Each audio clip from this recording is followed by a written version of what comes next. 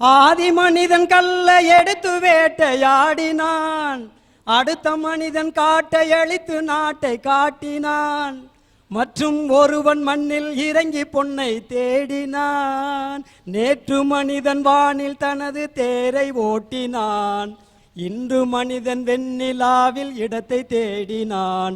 வரும் நாளை மனிதன் 7 உலகை ஆள போகிறான், வரும் நாளை மனிதன் 7 உலகை ஆள போகிறான்.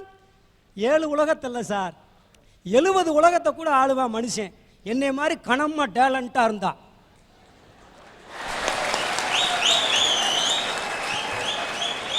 சராசரி இடம் 37 கிலோ சார். சராசரி இடம் 37 கிலோ. அதாவது சார் இந்த உலகம் தோன்றி 1370 கோடி ஆண்டுகள் ஆகுதுன்னு வரலாறு சொல்லுது சார். இந்த 1370 கோடி ஆண்டுகளா மனுஷன் படைச்ச சாதனையை பார்த்தா அடாடாடாடாடா எவ்வளவு அற்புதம், அதிசயம், விஞ்ஞானம். ஆனா இதை எல்லாத்தையும் அனுபவிக்க முடியாம போச்சேங்கிற ஒரு வேதனை சார் எனக்கு. ஆனாலும் அடுத்த பிறவி மனுஷ பிறவியே எடுத்து சும்மா கலகலகலகலன்னு எல்லாத்தையும் அனுபவிக்கணும்னு ஆசைப்படுறேன் சார். சார் இப்போ எனக்கு வயசு 39. 39வது வயசுல தான் செல்ஃபோனை பார்க்குறேன். என் பையன் முளைச்சி 3 விடல, ரெட்டனை காலை போட்டுக்கிட்டு ஹலோ எனக்கு இந்த எதுக்கு பொண்டாட்டி என்ன சுற்றி வப்பாட்டி பாட்டு போடுங்க ரொம்ப பிடிக்குங்கிறான். இதே வயசில் எனக்கு செல்ஃபோனு கிடையாது. ஒருவேளை எனக்கு இருந்துருந்துச்சுன்னா நான் ஹலோ சில்க் சிமிதாவா, ஹவ் ஆர் யூ, எப்படி இருக்கீங்க, தாராளமாக தான் இருப்பீங்க, இருந்தாலும் நீங்கள் ஆந்திராவில் இருக்கீங்க, நான் திண்டுக்கல்ல இருப்பேன், நீ பேசியிருப்பேன். செல்ஃபோன் இல்லை அப்போ. இப்போ செல்ஃபோனாக இருக்குனியா, ஜொல்ஃபோனாக இருக்கக்கூடாதியா, அது செல்ஃபோனு. அப்போ செல்ஃபோன் இருந்துச்சு, சில்க் சிமிதாட்ட பேச முடியல சார். இப்போ செல்ஃபோன் இருக்குது, சில்க் சிமிதா இல்லை. கட்டின பொண்டாட்டி கட்டி இருக்கக்கூடிய சேலையில கூட சில்க்குனா கூட அந்த பட்டு சேலை கூட சில்க்கு தான்யா. அந்த சில்கை பார்க்க ஆரம்பிச்சுன்னா கண்ட சில்க்கு ஏன் அலையணும்? கண்டிப்பா சார்.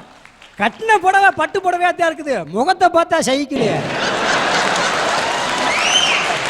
உள்ளதான் ஒரு நிமிஷம், கண்ணங்கரேர்னு இருக்கிற ஒன்ன கட்டிக்கிறதுக்கே ஒரு பொண்டாட்டி வரக்குள்ள நாம மட்டும் கருப்பா இருக்கணும், ஆனா வர பொண்டாட்டி மட்டும் சிவப்பா இருக்கணும். நம்ம மூஞ்சி மட்டும் எப்படி வேணாலும் இருக்கலாம், கல்லானாலும் கணவனே புல்லானாலும் கணவன் பொண்டாட்டி வாழணும். ஆனா அவங்க மட்டும் அழகா இருக்குன்னு என்னையா பெரிய சட்டம் பேசுறீங்க? இல்ல சார், நீங்க சொல்றதெல்லாம் கரெக்ட் தான். என் சம்சாரம் கருப்புனாலும் விளையாட்டுக்கு சொல்லுங்க எலிசபெத் மகாராணியா நான் நினைச்சு குடும்பம் நடத்திக்கிட்டு இருக்கேன் சார். அது உண்மைதான். அதாவது சார் 4 வயசு பிள்ளை வந்து அவங்க அப்பாட்ட கேட்குது, எப்பா முடி வெட்டுறதுக்கு 150 ரூபா கொடுப்பா அப்படின்னுச்சு. ஏமா ஆளுகளை வெட்டுறதுக்கே அவ்வளோதானம்மா கேட்குறேன் அவங்க அப்பா. ஏன்னா ஒரு மாதிரி மாடலை வெட்டி விடுறான். என் வயசில் அப்படிலாம் வெட்ட முடியல, அன்னியன் மாதிரி வெட்டி விடுறான். நான் சின்ன பிள்ளை போயிருந்தேனாக்கா ஏண்டா சப்பி போட்ட மாங்கோட்டை மாதிரி இருக்குது உனக்கு அன்னியன் சேரான்னு குறவலையோட வெட்டியிருப்பேன். ஒரு முடி கூட என்னையால் சுதந்திரம் அந்த நேரம் வெட்ட முடியல சார். சார் இன்னைக்கு இருக்க பள்ளிக்கூடத்தில் படிக்கிற குழந்தை எவ்வளோ சந்தோஷமா இருக்குது தெரியுமா? ஆனால் எங்களால் படிக்கிற பப்பிலாம் இருக்க முடியல. வாத்தியார் உள்ள நுழைஞ்சாருன்னா அப்படியே ட்ரௌசர் ஊரா நினைச்சிடும், வெட்ட வெட்ட வெட்ட வெட்ட வெட்டன்னு ஆடி. ஆனால் இப்போ இருக்கிற பையன் வாத்தியார் வராரு, சார் வணக்கம் சார் தீப்பெட்டி வச்சிருக்கீங்களா அப்படிங்கிறேன். ஏய் வாத்தியாட்ட அதெல்லாம் வர்றப்பே வாங்கிட்டு வர்றது இல்லையா அப்படிங்கிறார். இப்படி சந்தோஷமா எங்களெல்லாம் அனுபவிச்சு இருக்க முடியல சார். ஆனா மறுபடியும் ஒரு மனித பிறவி எடுத்து நிச்சயம் எல்லாத்தையும் அனுபவிச்சு மகிழ்ச்சியா வாழ்ந்தா சார் என்னுடைய ஆசை. இளமை பொழுதுனாலே இனிமை பொழுதுன்னு சொல்லுவாங்க சார். நாங்கள்லாம் இளைஞர்களா இருக்கப்ப இவ்வளவு சந்தோஷமா இருக்க முடியாது. ஒரு சந்தோஷமான பாட்டை கூட பாட முடியாது. எதிர்த்த வீட்டில் அப்படியே மும்தாஜ் மாதிரி அழகா இருப்பாங்க, பீச்சக்கண்ணில் கூட பார்க்க முடியாது. அப்படியே பார்த்தாலும் கதா காலட்சேபத்தை சொல்லிட்டு செவனே நின்றுட்டு திரும்பிக்கணும். ஆனால் இப்போ இருக்கிறவன் மலமலமலன்னு போனோடனே காலிங் பல் அடிச்சு எழுத்த விட்டு பிள்ளைகிட்ட மதுரைக்கு போகாதடி அங்க மல்லிப்பூ கண்ண வைக்கும், தஞ்சாவூர் போகாதடி தலை ஆட்டாம பொம்மை நிற்கும் அப்படின்னு பாடுறேன். அவங்க அம்மா பார்த்துட்டு இவ்வளோ அழகா பாடுறான் பாரு, பிக்கப் பண்ணுறா, சந்தோஷமா சொல்லிக்கிட்டு இருக்காங்க. எங்களுக்கு அப்படியெல்லாம் வாய்ப்புகள் கிடைக்கல சார். கட்டுரை எழுதுறானா கதை எழுதுறானா இல்லையே, கலர் கலராக இன்னைக்கு லவ் லெட்டர் எழுதி தள்ளிக்கிட்டு இருக்கான் சார்.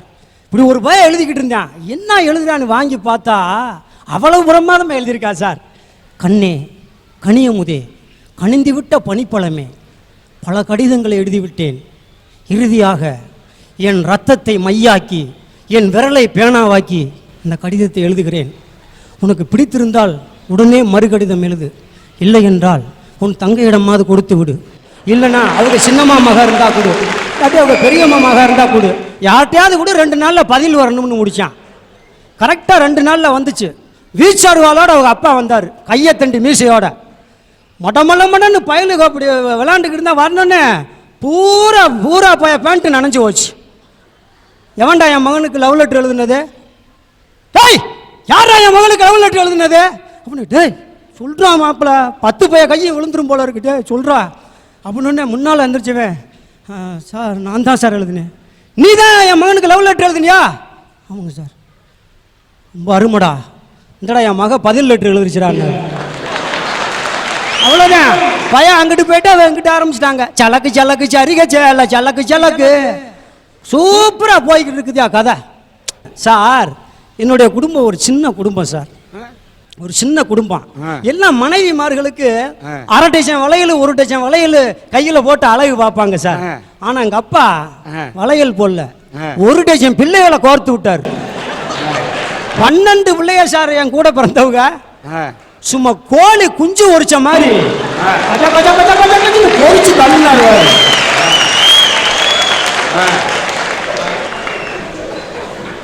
உங்க அப்பா என்ன முட்டை கடை வச்சிருந்தாருங்களா? நல்ல கேள்வி. எங்க அப்பா முட்டை கடை வைக்கலங்க, கோழி பண்ணையே வச்சிருந்தாரு. அங்க இருந்த ட்ரைனிங் தான். எங்க வாத்தியார் காட்டாரு, ஏண்டா என்னடா 12 பிள்ளைகளை உங்க அப்பா பெத்தாரு இப்படி சார். எங்க அப்பா ஒரு யதார்த்தவாதி சார். ஆமா, குடும்பத்தை உருவாக்க சொன்னால் ஒரு கிராமத்தை உருவாக்கி தந்தார் எங்க அப்பா. குடும்பத்தை உருவாக்க சொன்னால் எல்லாம் கிலோ கணக்கில் அரிசி தான் வாங்குங்க வீட்டில். எங்க வீட்டில் உப்பே ஒரு நாளைக்கு 1.25 கிலோ ஆகும். இப்படி திருவிழாதருக்கெல்லாம் கிளம்புனோம்னா ஒரு தாய் மக்கள்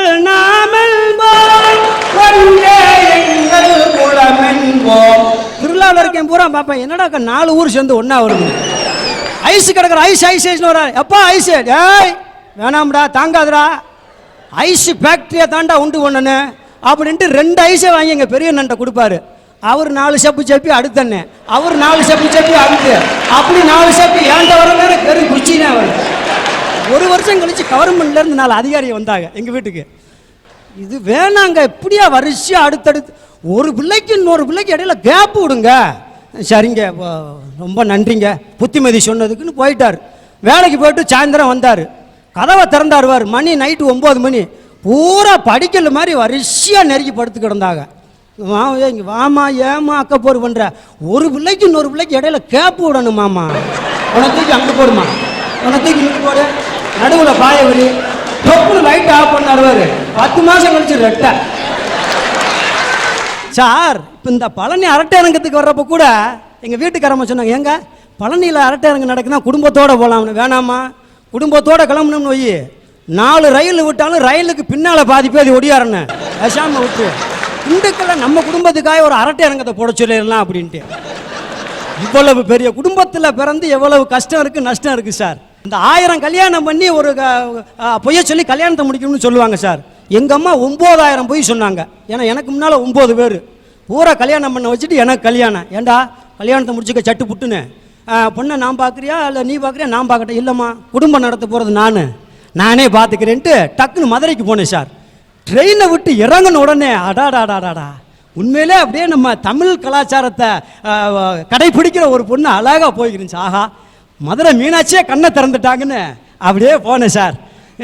என்னடி ராக்கம்மா வல்லாக்கு நெளிப்பு என் நெஞ்சு குலுங்குதடி, சிறு கண்ணாடி மூக்குத்தி மாணிக்க செவப்பு மச்சான இழுக்குதடி அப்படின்ட்டு போனேன். திரும்பமான வாக்குறேன், திரும்பவே இல்லை. அது மதுரை டவுன் ஹால் ரோட்டில் நேராக மீனாட்சி அம்மன் கோயில் நோக்கி போய்கிட்டு இருந்துச்சு. சரி போகட்டும் போட்டு, என்ன கோயிலுக்கு தானே போவாங்கன்ட்டு கோயிலுக்கிட்ட போய் பிடிக்கலான்னு பார்த்தேன். உள்ளே போயிட்டாங்க சார். சரி போட்டு போய் சாமி தரிசனத்தை முடிச்சுட்டு வரட்டேன், அப்புறம் நேராக பேசிக்குவோம்ட்டு அப்படி கோயிலுக்குள்ளே போயிட்டு சாமியை கும்பிட்டு திரும்பினாங்க பாருங்க. அப்போ தான் தெரிஞ்சு யாருன்னு. ஊரோரம் புளியமரம் ஒளிச்சுக்கிட்டா சல நான் பிறந்தது மதுரையில் மாறினது பம்பாயில் அப்படின்னு. ஏய் என்னன்னுச்சு கொய்யாலன்னு அங்கே பிடிச்ச ஓட்டணும். ட்ரெயின் பஸ்ஸை எதுவும் பிடிக்கல சார். பின்னங்கால் பட்டறையில் அடிக்க திண்டுக்கல் மலைக்கோட்டையில் தான் வந்து நின்னேன். நம்மள்கிட்ட போய் சொன்னேன், அம்மா பெத்துட்ட, உங்களே மாதிரி எனக்கு ஒரு நல்ல வாழ்க்கை தோழனுமா, நீயே பார்த்து முடிச்சிடுமான்னு. எங்கேயும் போவேனா, என் தம்பி மக அழகா லட்சணமாக இருப்பா, கட்டிக்கிட்டீன்னா நம்ம குடும்பம் மாதிரியே நீயும் சந்தோஷமாக இருக்கலாம்டானுச்சு சார். ஒன்றும் பேசலை. பேசாமல் எங்கள் தாய் மாமனை பொண்ணை முடிச்சுக்கிட்டு இன்னைக்கு 11 வருஷம் ஆயிடுச்சு சார். அடிக்கடி கரண்ட் கட்டாங்க. கரண்ட் கட்டானா டப்புன்னு வெளியே கிளம்பிடுவேன். இதே ஒரு வயதை விட்டு மாதிரி அடுத்த வரவில் அப்புறம் பார்ப்பேன் பொறிச்சு தள்ளுறதா அப்படின்ட்டு இன்னைக்கு உண்மையிலேயே சொல்கிறேன், நிறைஞ்ச வாழ்க்கை வாழ்ந்துக்கிட்டு இருக்கேன். என்ன அப்படியே ஒரு இன்பமான வாழ்க்கை அடைய முடியலன்னு ஒரு சின்ன விரக்தி இருக்குது. எங்கே போயிட போகுது இந்த உலகம்? அடுத்ததில் பிக்கப் பண்ணி ஒரு சூப்பரான என்ஜாய் பண்ணக்கூடிய இளைஞனா பிறந்து எல்லாத்தையும் மகிழ்ச்சியாக வச்சிருப்பேன்னு சொல்லிட்டு இந்த வாய்ப்புக்கு நன்றி கூறி முடிக்கிறேன் சார்.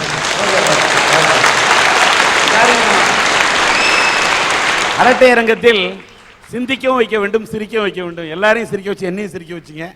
வாழ்க. ஹரி சிவஹரி என் பேரு மலை.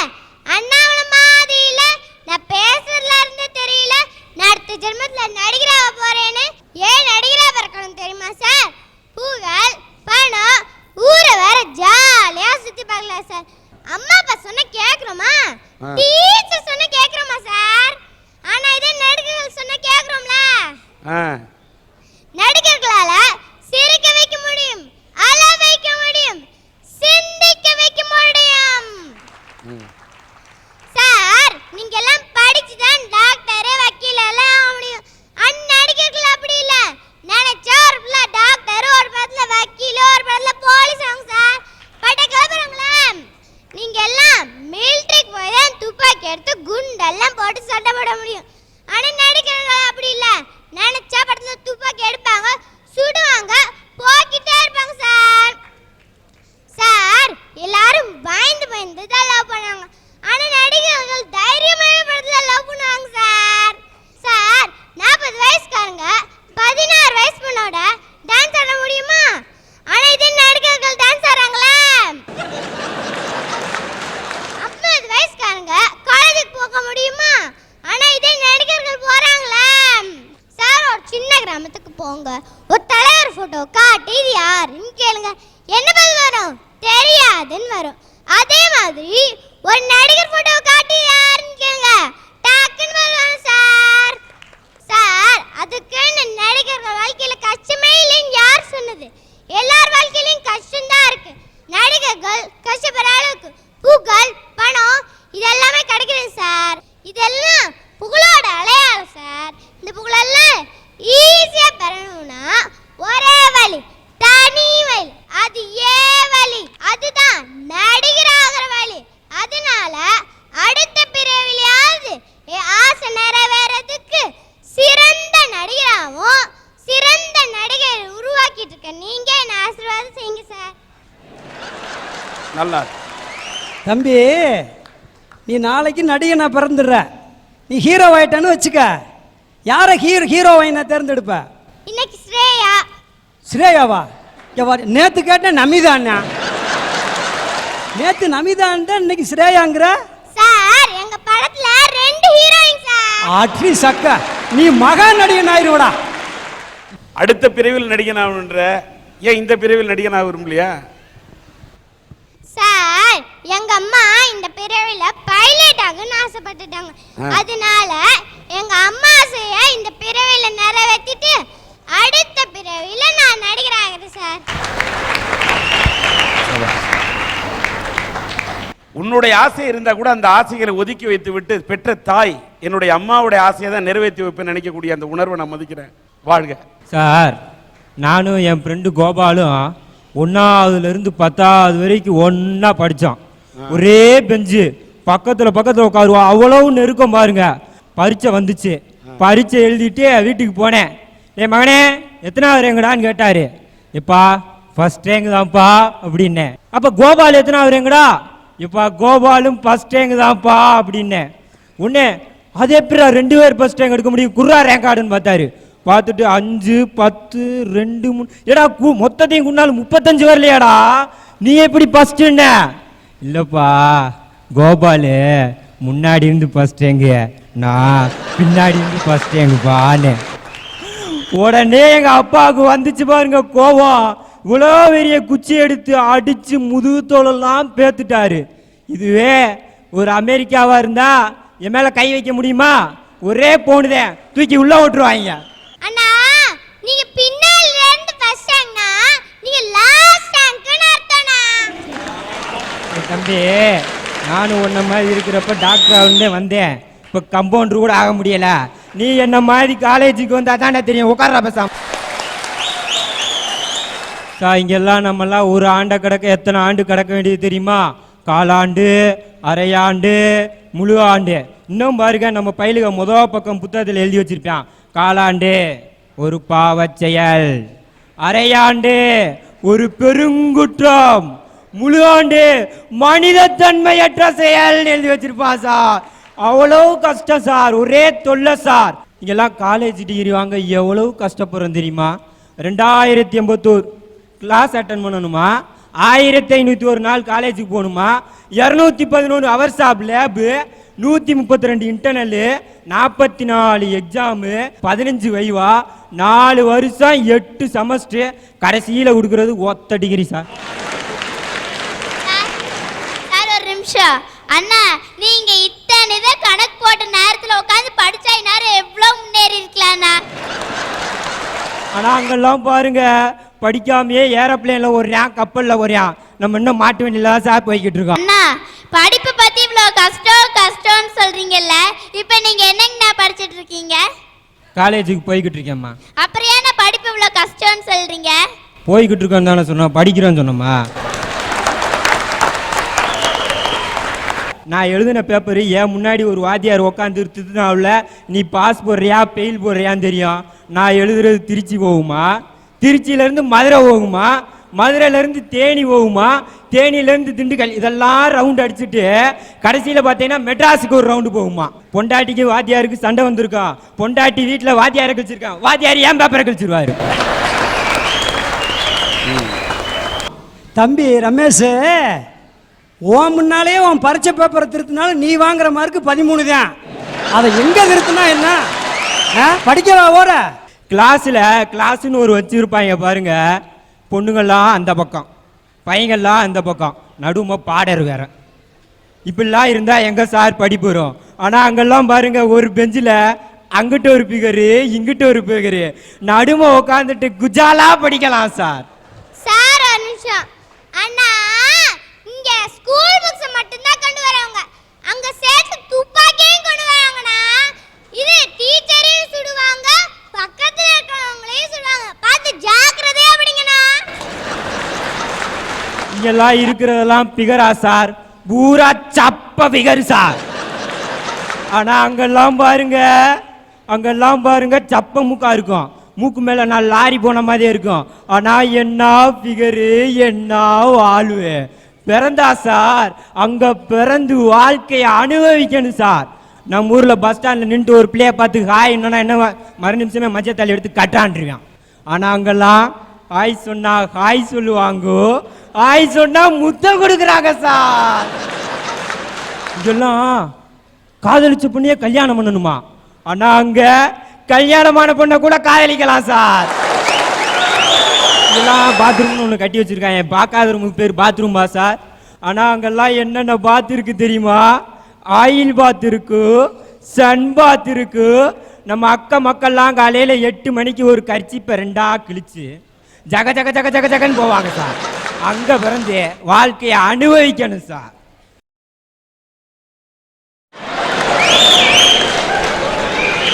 இதெல்லாம் பாருங்க, நம்மெல்லாம் மிஞ்சி மிஞ்சி போனால் ஒரு கல்யாணம் பண்ண முடியுது. அப்படியே இல்லைன்னு வச்சுக்கோங்க 2 கல்யாணம்.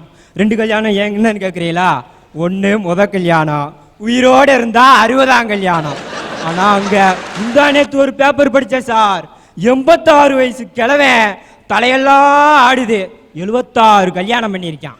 கொடுத்து வச்சவன் சார், கொடுத்து வச்சவன்.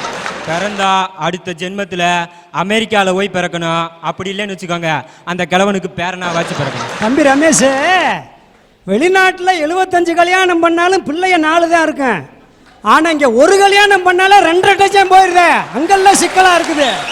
என்னப்பா அங்கே போனால் நிறைய கல்யாணம் பண்ணிக்கலாம்னு நினைக்கிறேன். ஆமாம் சார்.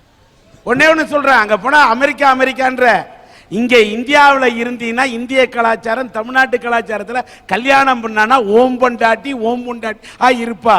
அங்க கல்யாணம் பண்ணா ஓம் பொண்டாட்டி.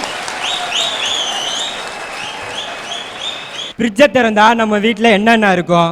மிஞ்சி மிஞ்சி போனால் கூல்ட்ரிங்க்ஸ் இருக்கும், தண்ணி இருக்கும்.